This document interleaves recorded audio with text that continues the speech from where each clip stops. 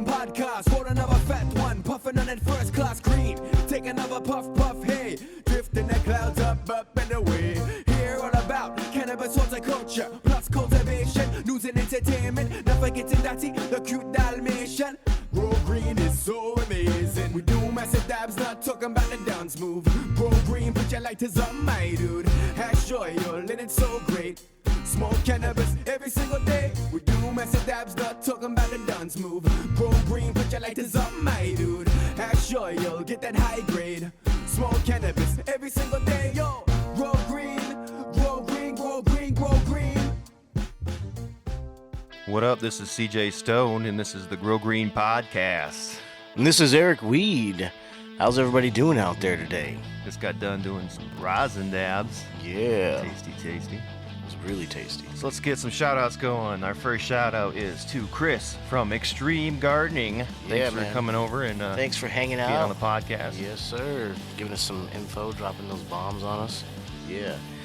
Thanks to Three Beans for dropping up off those danger fire nugs for us. Fire! Thanks to Matt Niska High from C.E.C Genetics for the seed giveaways. You guys still need to get on that. We got a YouTube video. Check it out, Alaskans only. We're going to let it ride out there a little bit longer so we get some more entries. Right now it's Alaska only, but we definitely have a little pack we're putting together for everybody else out there. And something that we can ship to you guys, give you guys some slaps, maybe some sticker pack. Yeah, some stickers. Yeah, for sure. Some goodies. Yeah, also, last but not least, thanks to Green Thumb Garden for keeping the ladies healthy. You know how they go. Thank you. Thank you very much. All right. Today on the show, we're going to be talking about soils and different kinds of soil. Yeah, what soil is for you. Yeah, we're going to try to get you guys on that next step in your adventure in gardening. You should be out there by now figuring out exactly how big your room is, what you're going to grow in, basically, for the most part, right? We'll touch on that maybe a little bit more, pots, just in case anybody's needs a refresh on that. And you should know kind of what exactly to expect from your genetics now after listening to the first show. So we'll get right in on that. Yeah, we did a YouTube video of covering some soils. So we'll go ahead and talk about some of the soils we covered a little bit and the differences between them. Some are going to hold water and nutrients a little longer than others. Yeah, it doesn't even have to be the soils that we talked about so much on the video there. Mm-hmm. It can just be soils in general, you know. So trying to make a decision of what soil you're going to use out there. My nose is kind of running after that rosin dab over there, boy. Woo! She was a good one, you know. You get a big fat one, all of a sudden it just starts to get a dripper. Gets it going. But, yeah, so we're just talking about different types, like, peat moss. Let's name off some of the stuff that's in soils that you can think of, boy. Like peat moss, there's rock wool, you know, your composts. Rock wool, yeah. Some people put rock wool in their actual soils. Start in that. Kind of throw interesting. it in your soil. I've seen people like take rock wool chunks or take rock wool and you can buy loose rock wool too. Yeah. I've seen people take that and actually just fill a whole bucket and top feed that, like aerate it. Mm-hmm. There's actually a guy locally that does that and he does pretty good with it. I know I started with ProMix, and that basically is just peat moss. I know, I think I used the HP, so that's got some mycorrhizae. Perlite in there. Perlite. Yep, for sure. That's going to have a very low C.E.C rating, which means it's not going to hold on to nutrients or anything very long. Mm-hmm, right. So you got to feed it a lot. Exactly right. The ProMix, they have a lot of different blends. They got some cocoa blends out there. They got all kinds of stuff, but for the most part, it's usually just they use peat moss for their main ingredient, and then some other stuff out there. Ooh, Dottie's wanting to say hello out there. Hello, Dottie. Yeah, so a couple other things that we could use is cocoa, perlite. Some humus, like an ancient forest layer. Or maybe like it's similar to like a compost layer, what you would find at the top layer of out in the forest or the woods, from all the old layer of decomposing plant matter, trees and stuff like that, leaves and stuff like that. So that's really good to add into your soil to bring your C.E.C up. So your C.E.C. Sorry. C.E.C being your cation exchange capacity. Yeah, cation exchange I capacity. think of that word. Yeah, touching on that, you guys.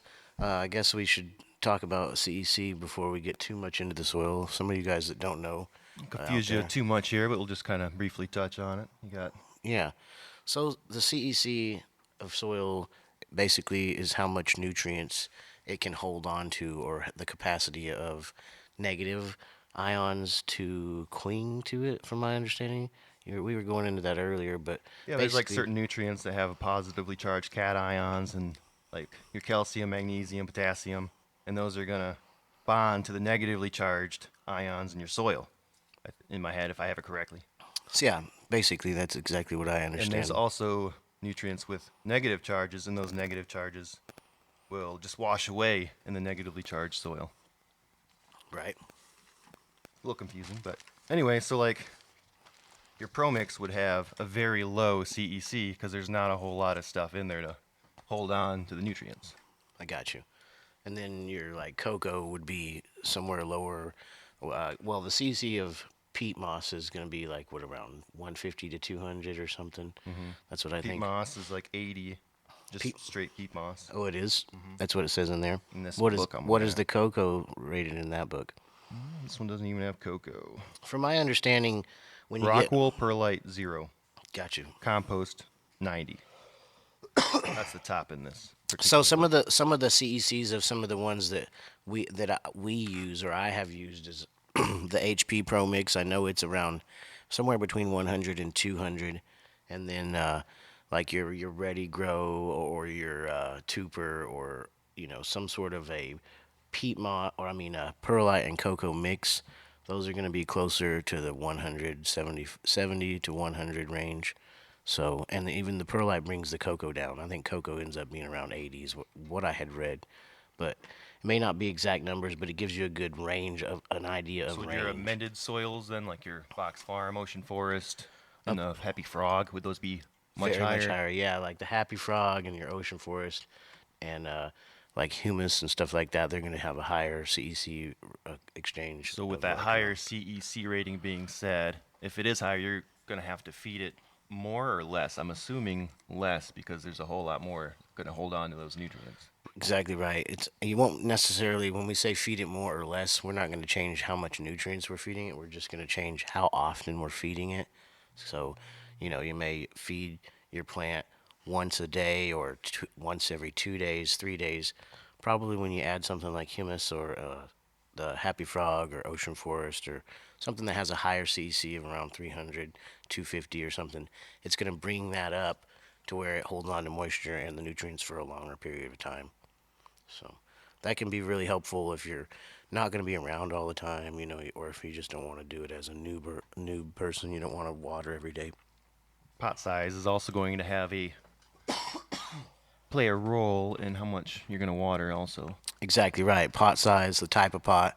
We touched on it before in one of the other episodes about different types of pots, plastic pots versus the fabric pots. If you're in a fabric pot, you can probably run for quite a bit longer without having to retransplant or whatnot. And it'll hold on to nutrients a little less compared to a plastic pot. So you're able to feed them more often, but you don't have to retransplant, so that's kind of helpful. But in a plastic pot, it's also helpful because it'll hold on to the water and the nutrients longer, no matter what soil or a blend or whatever you use. So that can be helpful as well. So you have to take all these things into consideration when you're trying to figure out what you want to start with and how you want to do that.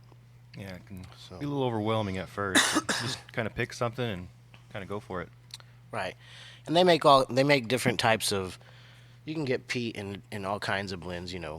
Pro Mix is just one thing. You can buy straight peat moss. As a matter of fact, I just started doing some planting, and I did a tray full of. I just bought a bag of peat moss, standard, like really sphagnum peat moss. Mixed that in with some topsoil, some local topsoil that we had, and some perlite, and I had a little bit of humus, and I added all that in there, and I did a huge thing, 2 trays of like Italian basil, some thyme, some mint, So it's not, it doesn't matter what you're growing if you do the right mix and blends for what you're going to do. I've only had to water that once. It's been like a week because I went heavy on the topsoil and humus, so that it would hold the nutrients and the water in there for a longer period of time, so that those seeds would pop. Now, might confuse some people. They're asking, what nutrients are you talking about when you're saying nutrients? Because maybe there's still those newbie, haven't even been to a grow store people. Right. Well, yeah, exactly. The nutrients, the food that you're That going to stuff feed that the comes in the plants. bottle to most of you, stuff with the NPK rating on there.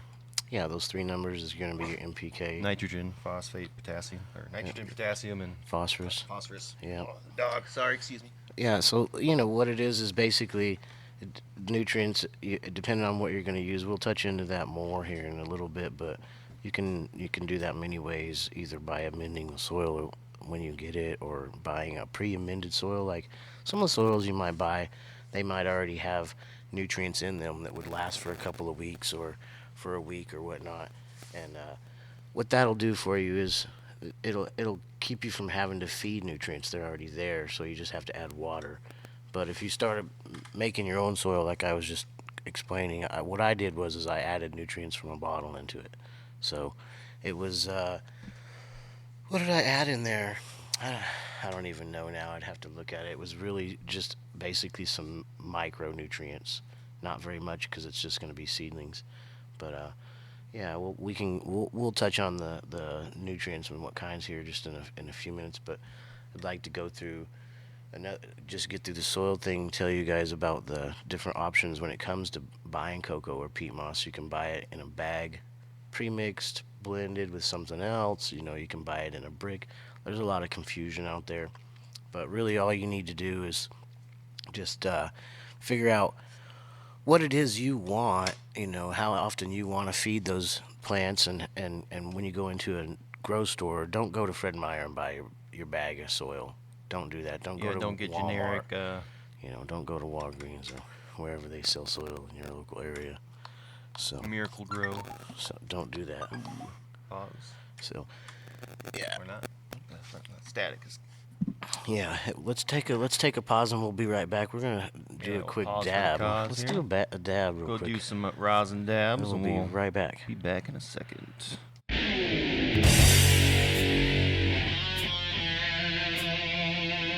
It's CJ Stone and Eric Weed on the Green Grow Podcast. Yeah, all right. So we're back now. I'm Back. feeling way better. Medicated and Throat's educated. feeling a lot better. Feeling a lot better overall. So yeah, there's lots of different types of cocoa. There's brick cocoa. You can get it in a bag, pre-amended. Check out our video on the soils. It'll dive in a little bit more about the different types of soils that are available and everything, depending on what you have at your local grow shop. You know what I'm saying? So personally, my favorite, what I'm using right now, is the Royal Gold Tooper. What do you think? Yeah, I love the Tooper, man.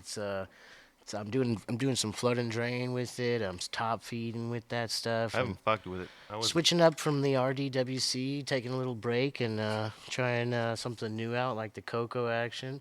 I'm really enjoying it, actually. It's a lot of work, though. The cocoa top feeding, man, every day. feeding constantly, huh? As They're opposed just to that drinking. old system. They're drinking like crazy. Well, they always drink. Just the old system, you could put 50 gallons in there and walk away for a few days. You know what I'm saying?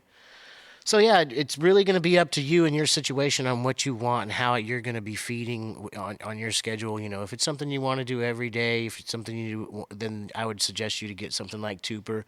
Something that's going to be amended with a very low C.E.C.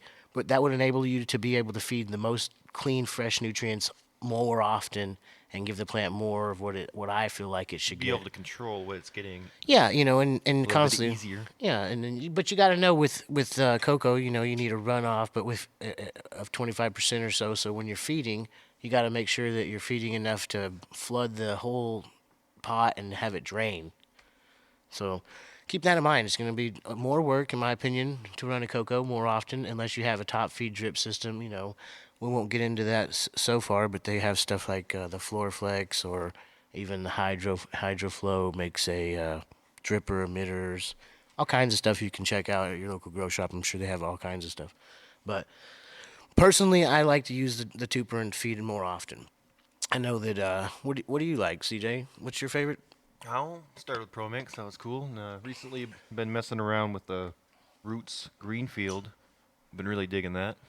Yeah, that's a super cool. It's a lot similar to the Pro Mix, but it's got a little more goodies in there. Just feel like it holds the nutrients about the same amount of time. Pretty similar, yeah. Yeah, I like that soil. It feels really nice. It's very thick. It's almost spongy, but it's still got like coarse like tree pieces in it. It's kind of cool. It's kind of different. Definitely more organic. You I know that they probably use could that. mix it a little more up with some perlite or something to make it a little more airy. Well, they have the different ones. The Roots True. Original is more perlite and cocoa. I think that the Greenfields is mostly humus, Yeah, it's ancient almost more of forest a material. potting soil type. Exactly right, with a higher C.E.C, similar to the Pro Mix like you're talking about. And so I like that stuff too. So yeah, I think that kind of covers about most all the soils that are out there. I mean, not all of them, obviously, but there's tons and tons and tons. But that really covers the basics of from peat to cocoa to perlite. The other options you might have, it depending on if you're going to grow hydro or whatnot, you might be using some grow stones, or hydrot and stuff like that. And if you're going to be running that, you're definitely not going to be running organics, or you're definitely not going to be running living soil type of thing situation. So it's going to be a bottled nutrient, something like I don't know, Emerald Harvest, or maybe depending on how high aeration you're going to use, recirculating deep water, something like that, current culture, something RDWC specific. Other than that, I think that we pretty much covered everything. What do you think, CJ? As far as soils, Yeah, as sure. far as the soils go. Should we dive? What do you want to dive into next? What do we got here? Let's check out. So, nutrients or not, should we run nutrients in our system? Should we? Would you You're rather? definitely gonna need to as a run noob, what would something. you suggest for a newbie out there? Buy soil that's already amended, pre-amended, that lasts 3 weeks, just to give it a go, try it out.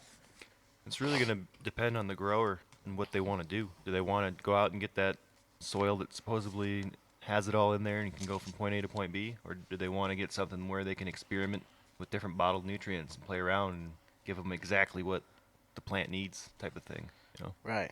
Like, when you say giving them the bottle nutrients, I prefer feeding my plant into a soil that I can create a living soil type of situation, but on I guess, a synthetic level, kind of, you know what I mean? Kind of like a hybrid growing Yeah, style. yeah. So I'll definitely, I want the beneficials of having living organisms in there. Speaking of living organisms, what do you like to use for your living organisms? What's your favorite? I was using the Great White for a while, and that's got all kinds of stuff they seem to throw in there. The liquid, you make it into a liquid, or do you just inoculate it as a powder? I just sprinkle the powder in there. Yeah, for some of the people out there that are kind of not saying, "Hey, what's that? What is a living organism?" Really, depending on how you grow, not necessarily so much in a hydro situation or anything like that with a lot of water, but you can create a small, what do you call that? Like a living. It's almost like a living world of organisms and bacterias and fungi. It's its own environment down there in the soil, basically. And so when we're creating living organisms in colonizing around your roots and attaching to your roots, what that does is those organisms are going to help feed the plant. They're going to help grab those nutrients that are all out there that you've been spending all your money on, even in a bottle maybe, and adding to your soil or whatever you pick as your medium. They may not be available. They may be there, but they may not be broken down. And when I say broken down, is the easiest way to think of it for me is think of it as a molecule size thing. When you put it in there, it's super large, or it's just not the size that your plant can uptake. So when you put those living organisms and different types of acids like humic and fulvic acids, it helps with breaking stuff down, and it helps to make those things available to the plant. It makes those molecules smaller in a way, so to speak. It's just a way to look at it. So it's able to absorb those better. So when I add living organisms in there, it builds a colony around my roots that even further extends out to where all the webbings of that colony are now able to absorb nutrients, and it allows it to choose what it wants here and there. So depending on how organic you go, I think you can have a really good set of living organisms, or in my situation with like running the tuber, top feeding, I'm feeding every day or something like that, you end up running into a situation where you have to continually inoculate. You know what I mean? I know what you mean. Yeah.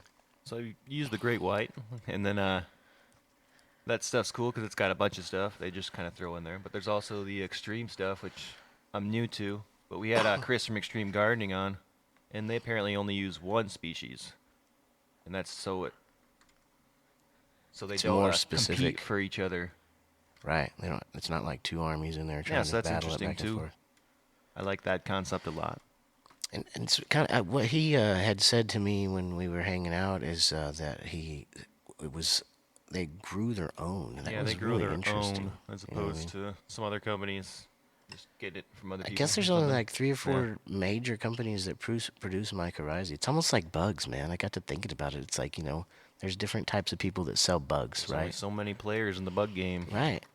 And really that's what you're buying. You're buying freaking bugs. Yeah. You're buying living bug, fungus, bacteria, organisms, things like that.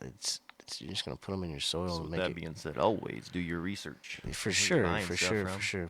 Try it out and see what. Hopefully they'll kick you a sample. I know if you guys managed to get down to Green Thumb while he was there, you guys probably got a sample, and I know that he dropped off a bunch at. He said all over the state, lower part of the state there. So it's cool having free samples. We'll probably Yeah. give some away sometime too. To you Yeah. guys, maybe. I don't know. Probably out of them by now. Maybe one of those samples. Maybe we'll take some of the stuff he gave us in the vault there and throw it into maybe some of the stuff for the giveaway for not Alaskans. That sounds good. Well, with that all being said, let's go ahead and Yeah, let's have Chris on and see what he has to say let's about it invite all. Chris in and we'll go more in depth with him. All right. we'll See you guys in a second. Yeah, we'll Peace. be right back. It's the Grow Green Podcast. The Grow Green Podcast. This is the Grow Green Podcast. The Grow Green Podcast. What up? What up, guys? What's going on out CJ there? Stone here. Eric Weed in the house. Ooh. Hanging out here with the homie Chris with the Extreme Gardening crew. Yeah, Mr. Chris from Extreme Gardening. Yeah. Morning, everybody. Maybe we'll talk some microbial madness. Yeah, we're definitely going to be talking about some microbes, some living fungus. Fungus among us. Fungus among us. Jesus. Yeah. Why don't we dive right into that, huh? Let's not jump Dive around. deep, right off the diving board. So deep what end. What do you guys say- want to know? Tell me about what mycorrhizae are exactly. What are mycorrhizae or living organisms? So Mycorrhizae, they are a fungus. Basically, they form a symbiotic relationship with the roots of your plant, attaching to the roots at the cellular level. They actually will grow out and colonize your soil, grab all that wonderful nutrients and moisture that you guys are feeding to them, and feed them up to your plant much more efficiently. So in turn, allowing you to use less nutrients and moisture because of the mycorrhizae, you are actually getting a more efficient path of uptake. So they're able to use more of the nutrients that are there, so it becomes more available, basically. Exactly. Right on. So does that enable you to be able to run at a lower ppm, or would you say? I'd say, Just trying to kill any confusion out there. yeah.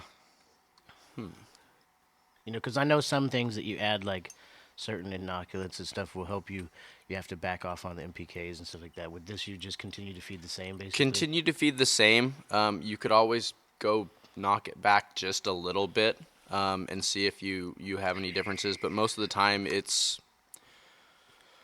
I'd say you can cut back a little bit. Cut back a bit. Save Yeah. some money. Yeah, it might help you get more out of your plant for a little bit less. Yeah. Exactly. I'm always down for saving some money. And what's this thing you guys have that you can use that's more of a natural way of cloning? I had heard you talking about. What's that called? Azos. That is our nitrogen-fixing bacteria. So basically what it does is pull atmospheric nitrogen, converts it into a form that the plant can consume, and feeds it to your plant. So you're actually getting nice little pumps of nitrogen in there. At the same time, it's catalyzing the release of the natural growth hormone. So it's actually helping your plant produce roots faster. So most people just use it along with their mycos at transplant for dusting the roots, but what you can actually do is take it, mix it 2-to-1 ratio with water to make your cloning gel, dip your roots or your clone in it for about 15 seconds or so like you normally would with any other cloning gel. And then what you do is take 4 tablespoons per gallon of the powder and mix it with water for soaking your cubes, your plugs, whatever you're working with, and I'd say soak those for about 20 minutes. And pluses on Azos versus your conventional cloning gel and solution is the nitrogen fixing aspect. So it's actually plugging that nitrogen in, keeping your cuts nice and healthy, nice and green. But then by it catalyzing the release of that natural growth hormone, you're actually promoting roots naturally versus synthetically. So you're going more of that organic style from day one. And with it keeping them a little bit healthier with that nitrogen, typically we see quicker rooting times and then much healthier cuts at transplant, which we all know means your plants are going to take off much quicker in those first couple weeks. Sounds good. Yeah, My right question on. is, with the teas, when's the best time to come in with the tea? How early or? As early as you'd like, because those NPKs are nice and low at a 0.92, 0.19, and 1.0, you can literally use it for feeding your babies. So as soon as you've got roots on those cuttings, you can use it as early as that. But you can actually water it in all the way through flower. And brew time affects the strength of the tea, right? Like 24 hours for veg or something, and then 48 for flowering. Exactly. Something like that. It's basically just tweaking up the aspects of it, whether it's going to be more microbial, more of just a straight feed for you. Those microbes getting in there basically helping revitalize your soil because they're getting in there breaking down all those leftover nutrients that are too big or not as readily available for the roots and the mycorrhizae to grab. So by breaking them down much finer, it's basically making much more of that leftover nutrients available, so you're using your nutrients more efficiently. So, my question is on the 24 to 48 hour thing. Does it changes from veg to flour, but does that change the NPK value the longer you brew it, basically, or no? Just makes it more available? I think it just makes it a little more available. It's really, I mean, your NPK values are going to be about the same. It just tweaks up the structure of it a little bit, and it just makes it work a little bit better for flour versus just veg. Right on, right on.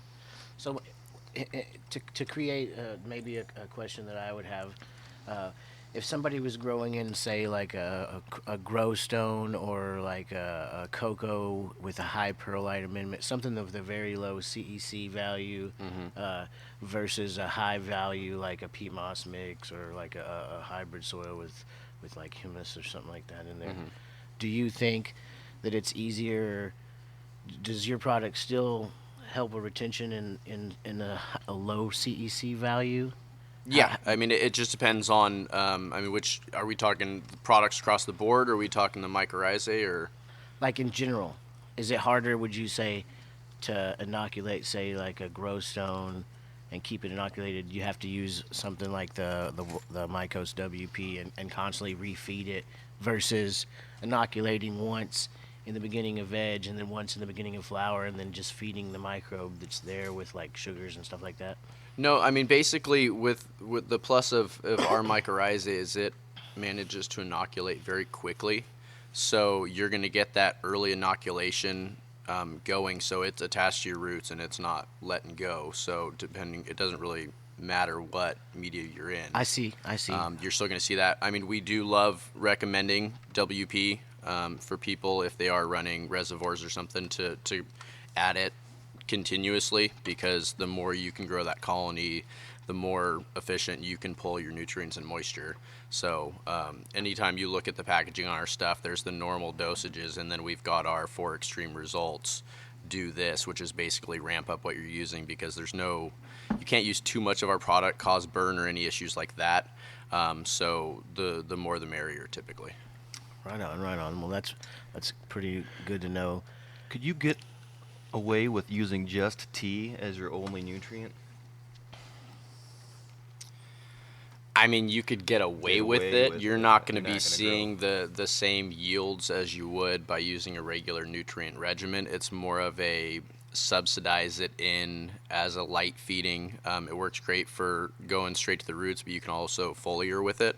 But what it's really good at, because it's more of a microbial tea, is getting in there on those off days when you're not doing your feeding and getting in there and breaking down those leftover nutrients and making those available so you're getting the maximum amount out of your nutrients and not having a bunch kind of just washing out or just sitting there not getting used. Makes sense. Yeah, that's cool. It really opens up my mind to the thought of what living organisms really are. When it's everything about this whole plant, everything is, it's all alive. Everything in relation just kind of runs in a circle. Is there a It's kinda benefit of crazy. using only one specific species of bacteria versus, I know other companies use whatever they can get their hands on, throwing it in there?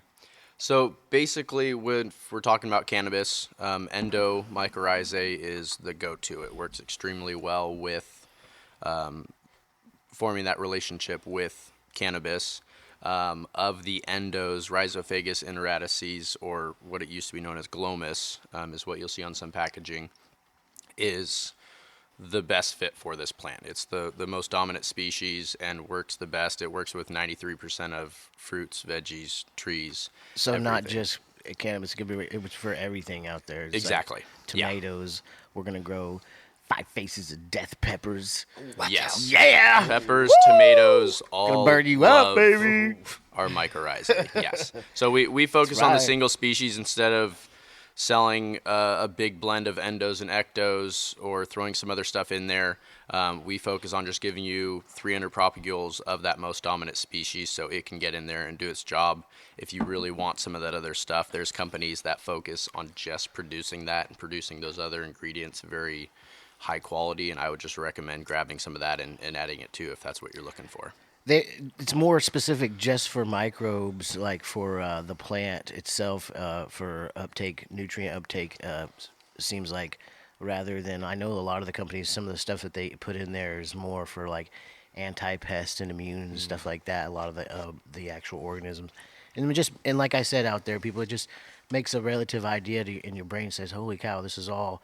There's a whole nother world going down there in that soil. Yeah. Most It's definitely. like, we don't even know. It's like, you guys think of Men in Black. The guy's got the thing on his neck with the whole other world in it, right? Well, really, down there in the bottom of that pot Whoa, right there, there's a man. whole nother world going on, and you got to make sure that you feed them, keep them alive. You don't want a bunch of starving children down there. So, all right, guys, man. Well, thanks for hanging out. Yeah, thanks, Chris, We're for gonna, No problem. Thanks for having me. We're gonna take some time and get right back with you. We'll be right back Yeah, with you. take some rosin dabs here. Ooh, got that new press. Rosin Ooh. bomb. Oh, rosin bomb. You're going to drop the rosin bomb, huh? Ooh, shit. Oh, yeah. We'll talk more about that here in just a little bit. I'm going to go get a cup of coffee. Catch you later. We'll be right back. Peace. The Grow Green Podcast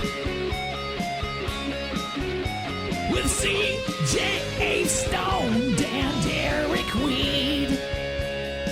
Right on. Cool, man. That's a lot of information there. And really going to have to play Thanks, back Chris. the podcast. Thanks, Extreme. Thanks, Chris. Yeah. Good information. Thanks, Extreme Gardening, for sure, for coming up to the state of Alaska and really helping all of the community and the commercial and everybody out in general by totally giving us some knowledge and dropping off samples and stuff. Fuck yeah, Super remembering cool, those the guys. remembering the little guys in the biggest state. Right on, Chris. Well, we'll let you get out here and you have a good one, brother. Hope you enjoy your trip back, and we'll see you another time here on the Grow Green Podcast for Grow sure. Green Podcast. CJ Yeah. Stone in the house. Gonna take some dab to dab. Gonna go take a dab. Peace out. Right on, guys. Yes, make sure you guys stay tuned and listen to us. This is episode number 3 in a series we're trying to put together for educating new growers out there. We're definitely going to try to work through this and get some of the current topics. There's a lot of stuff out there that I want to talk to, and I know that talked about, and I know that CJ Stones wants to talk about over there about Alaska politics. That I'm sure that everybody out there, besides even in Alaska, would like to know about some of the bullshit that's going on up here for sure. So we're gonna get into that, and make sure you guys stay tuned to the series, and we'll work you all the way through how to grow with us. Peace out, guys. Later. Yo, it's the Grow Green Podcast. Roll another fat one, puffing on that first class green. Take another puff, puff, hey. Drifting the clouds up and away. Hear all about cannabis horticulture, plus cultivation, news and entertainment. Not forgetting Dottie, the cute Dalmatian. Grow Green is so amazing. We do massive dabs, not talking about the dance move. Grow Green, put your lighters on, my dude. Hash joyful and it's so great. Smoke cannabis every single day. We do massive dabs, not talking about the dance move.